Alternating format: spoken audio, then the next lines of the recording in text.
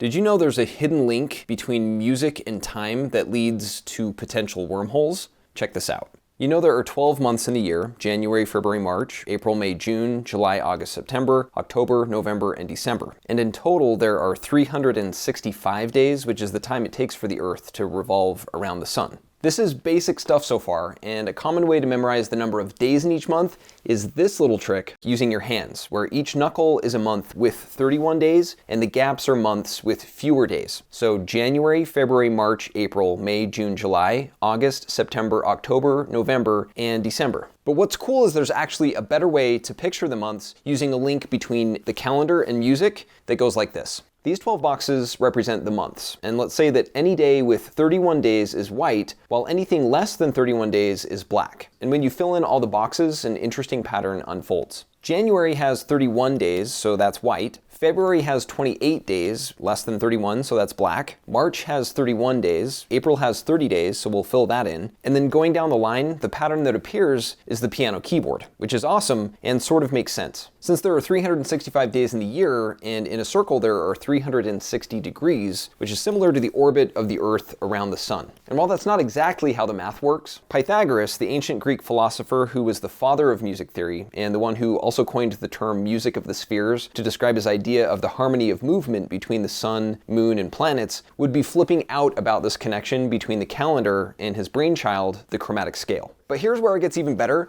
because taking the whole 360 degrees make a circle idea, you can wrap the 12 months into a ring like this. And since the chromatic scale in music is also just a rearrangement of the circle of fifths, you can rotate some of these notes by 180 degrees so that every other note swaps places with its polar opposite to form the circle of fifths, which creates a scrambled calendar in the process where all of the months are also rearranged. This circle of fifths pattern, which is the most harmonious sequence of keys in music, which kind of sounds like Pythagoras' harmony or music of the spheres. And since we know the circle of fifths and the chromatic scale are linked by a natural, intricate geometry full of patterns and connections that flow through all of these notes in beautiful and symmetrical ways, is there a potential wormhole going on here, where you could travel through time and space by rotating the calendar like this? Since it all seems sort of connected, this movement through space and time. It's possible. What do you think?